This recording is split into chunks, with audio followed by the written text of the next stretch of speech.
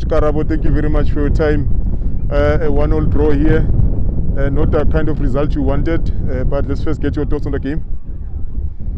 Yeah, number 1 versus number 2, it was always going to be a tough encounter, a physical encounter. They play with a lot of physicality, but we prepared against that. We prepared against that, and I think we at their home ground, not the smoothest of facilities. The grass is very bouncy, and there's many holes around here. It's very uneven, and then you have puddles of water there. So in terms of fluidity, it was not a free-flowing game. So we decided to use the conditions as they are as well. So we put a lot of physicality into it as well. We matched them pound for pound, and to a certain extent dominated them in many instances. Dominated them in many instances, and credit to the boys. They were pumped up for this. They were energized for this game, and you could see we went 1-0 up in the first half. We should have gone. I think we had chances to make it 2. I think there's one where we put in a cross in front of goal. All our attacking midfielder had to do was just, dive in onto the ball. It was a goal with no one in front of him. The goalkeeper in the center of the goal, rooted. So that was a real goal-scoring opportunity. But he redeemed himself after that, and he scored the opener. Second half, we expected the same thing. They made the subs as usual early in the game because of they wanted to put in the more senior players. We anticipated that, and we started accumulating a number of yellow cards. We started accumulating a number of yellow cards. Some you can say deserved, yes. Some undeserved, but in the opinion of the referee, right? So we decided to take out one of our players because he never pulls out of tackles. He's the one who, when it's a 50-50, always goes for it. So we were a little bit on the edgy side, thinking that, we don't know what the agenda is, and we don't want him to be risked into those situations and eventually get a red card. So we were to take him out. But we put in TK, Untogozo, very able, controlled the midfield when he came in. And towards the end, we tried to really push it to them when they got a penalty.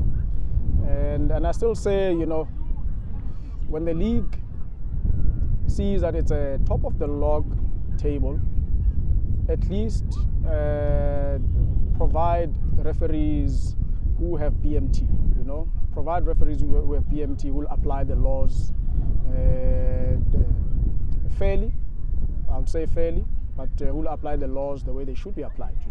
We're not asking for favors. We don't play with favors. We always work hard for our results. But when you concede from a penalty like this, with the ref not even thinking twice, and yet he was unsighted, but the assistant is looking at it, and I would have thought that the ref would go and consult. It's a league deciding decision, if you know what I mean. It's a league deciding decision. So you approach the assistant because you are unsighted, and you can't expect or judge with the opponent's appeals. You have to be sure of what you are judging, and you have to consult with the assistant, who is actually 15 meters away from it. He's seeing it clearly, squarely. All you have to ask is, did it hit his hand? Was his hand away from the body? Is it a penalty? And you can then make a conclusive decision. But I wouldn't say we did not expect such things, because they really do put referees, match officials under pressure with their appeals. So we don't know if the match officials were swayed by that, but we are just expecting the league to be sending us referees, officials with big match temperament. If possible, give us NFT referees for this weekend. It's a league deciding match. But credit to my boys, they never gave up after that. It actually pumped them up, and we pushed and pushed and pushed for goal. But yeah, playing on that side with the mud and the water puddles, it's never going to be easy. Either it's going to hold or it's going to bounce off. So it was never going to be an easy game. But you know what? There's still 5 games to play for. We will ensure that we win all those 5. We'll work hard. It's not a given, but we will work hard to ensure that we win those last remaining 5 games. I know our boys will work. And yeah, we'll see. They say it's never over, right? Until the Fat Lady sings. So we'll wait for the 8th of May. It was the 14th of May. Now it's the 8th of May. I see the last fixture of the 14th have been moved to the 27th. So I know our league administrator doesn't waste time. He uses those holidays. But yeah, it was the 14th. Now we have to plan again. Just readjust the schedule a little bit and go for the 8th of May, which is the last league match. I know there's a match on the 11th, but I think most teams will finish on the 8th. And you know what? In the end, we'll say all the best to SSU if they are to win the championship. They must ensure that they win the playoffs. You know, we want them to actually get into the ABC Motsepe. We want a very strong opponent to represent us, SAFA Johannesburg, in the ABC Motsepe. It's always good to go and support ABC Motsepe League games with opponents that you know, with people that you know. So it would be good if one of us goes through. But you know what? If they go through, all the best to them, and we wish them all the best of luck in the playoffs. Coach Karabo, just on the game, you accumulated 2 yellow cards in the opening 11 minutes. You indicated it was a very physical game, yeah, and needed those kind of players. Yeah. But the second yellow card to Jusman, that because he's a very combative player, you needed to substitute him, or else you have risked him getting a red card. How did it impact your game plan? Well, the good thing is with our playing model, we have players who can replace anyone on the field, almost anyone. So we've built ourselves into a team that has got enough on the bench to replace. We can replace like for like. So yes, it impacted the number of substitutions we've had to make, because strategically we wanted to make certain substitutions at certain intervals or at certain moments where we saw that the game was turning for us or against us. So we needed one substitution for strategy, and unfortunately that one took away one of those subs.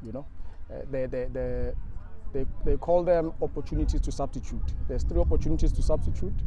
So that took one of our opportunities to substitute strategically. So look, I also don't think there was a yellow card, a cautionable offense, because he came from the side, he hooked the ball, the player hit him, and he even showed the referee that here are the stats, he hit me, so why are you giving me a yellow card? So, but yeah, in the opinion of the referee thought Juice fouled and it was a cautionable offense. The first one of our players, he was late, so that's a fair judgment. That's a cautionable offense. It was fair. But with Jusman, it's sort of like put us at a small disadvantage, because he's one who does not pull out of tackle. So we knew there's a second tackle he made, and it was 50-51 where the referee gave it to the opponent, and we realized, you know what,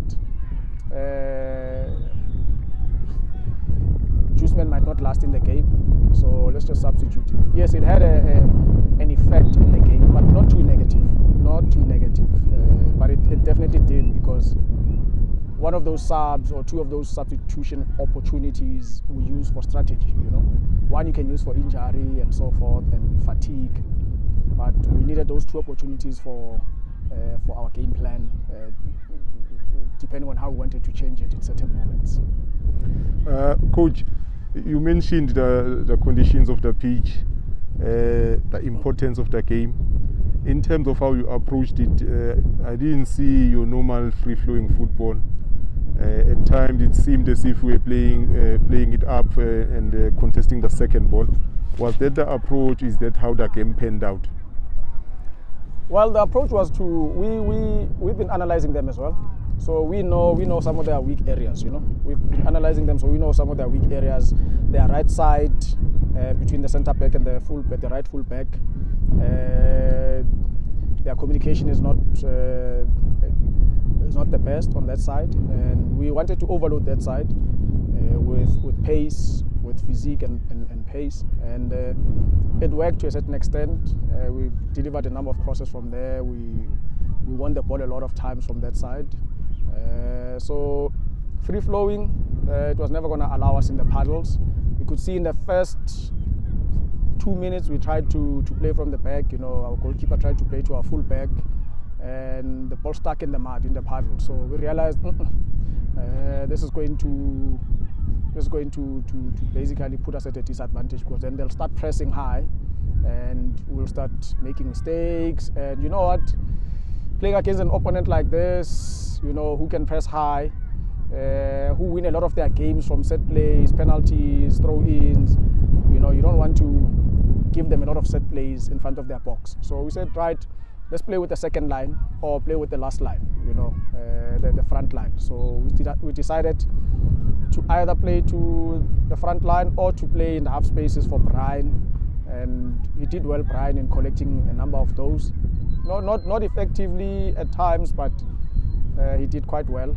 He occupied that area and he helped us with retaining a bit of possession. In the second half, you could see in the second half, once we put in a number of players, that it changed a little bit. We started to play a little bit, We started to play a little bit, push them up, connect with Brian. When Brian is on song, he becomes a tempo master. He's our tempo master. When he's on song, no one can really stop him. He's a different type of player. He's got a huge PMT.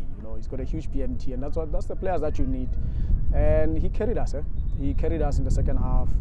He wins everything in the air. He wins everything on the ground. He starts the play. He connects. He combines with his teammates. And yeah, he also goes up. But you know what? Free flowing, it was not going to happen today. Make no mistake. With a high press in this type of field, forget about free flowing football. Yeah, it's going to happen in moments, but not consistently. Coach Karabo, 5 games to go. You are 5 points behind. Like you said, all games now you need maximum points and hope for a miracle that SSU drop points. What will be your approach then for these 5 games? Because I'll then expect you not to be conservative, not to be calculating, just all-out attack. Is that what you're going to do?